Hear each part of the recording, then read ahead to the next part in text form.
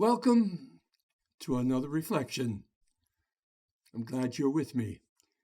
And while you watch this video, imagine Jesus is sitting on a bench at your side. Most of the time, there was a crowd around Jesus.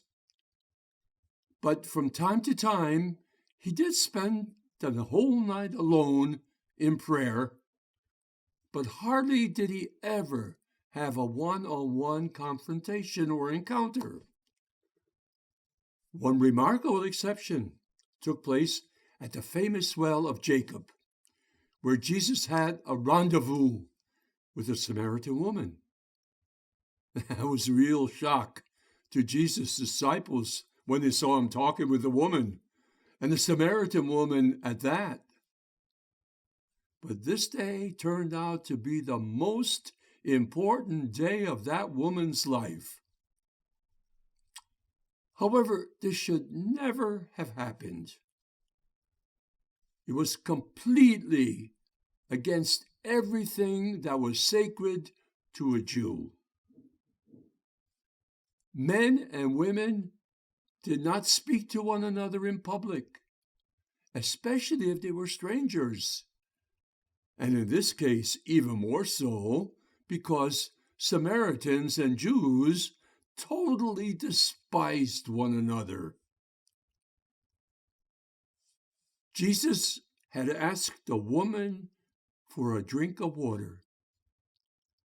They would definitely not drink out of the same cup.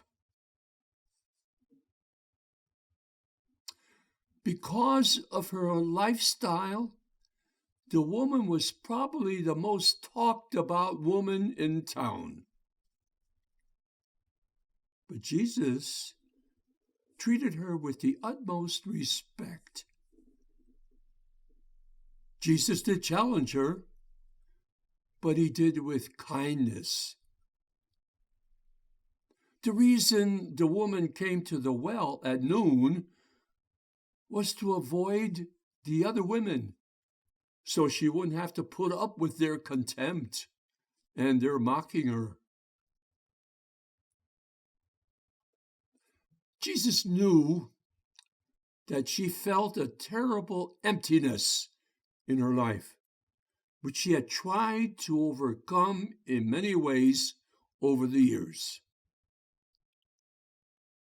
She married 5 times, hoping to find some happiness. Now here's Jesus breaking the ice, and he starts the conversation. Before too long, she opens up to Jesus and even argues religion with him. Her arguments come from the head, but ever so gently, Jesus made her face the truth, and she came to believe in him.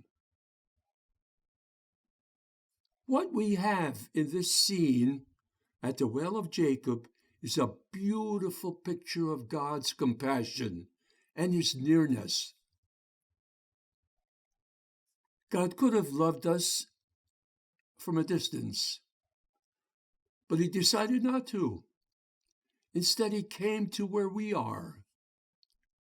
He sits on the bench with us. Jesus accepted the Samaritan woman exactly as she was and touched her heart.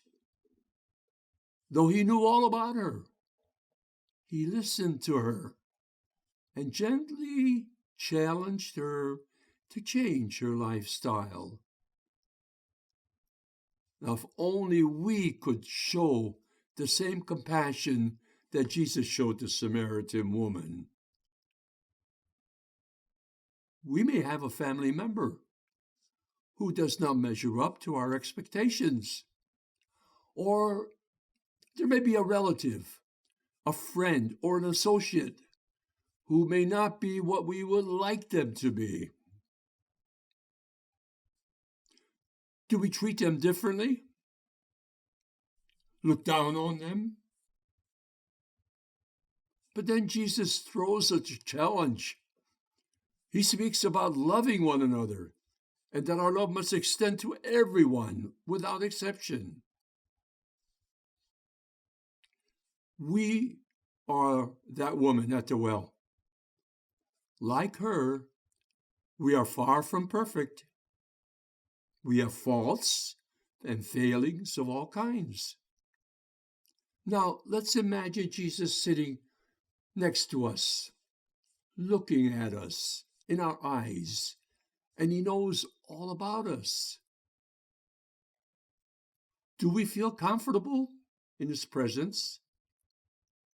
As Jesus looks at us, would we be able to open ourselves fully without fear of being condemned?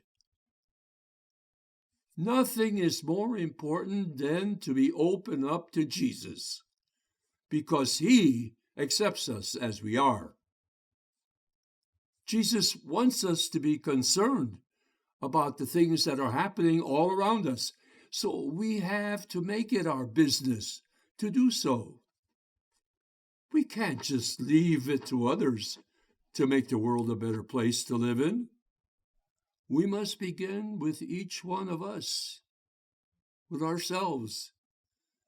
Christianity is about attracting. Our most effective sermon is the life we live. And that's what people see. And that's an invitation every one of us has received from the Lord to reach out to others and bring them to Jesus. God bless you and your families.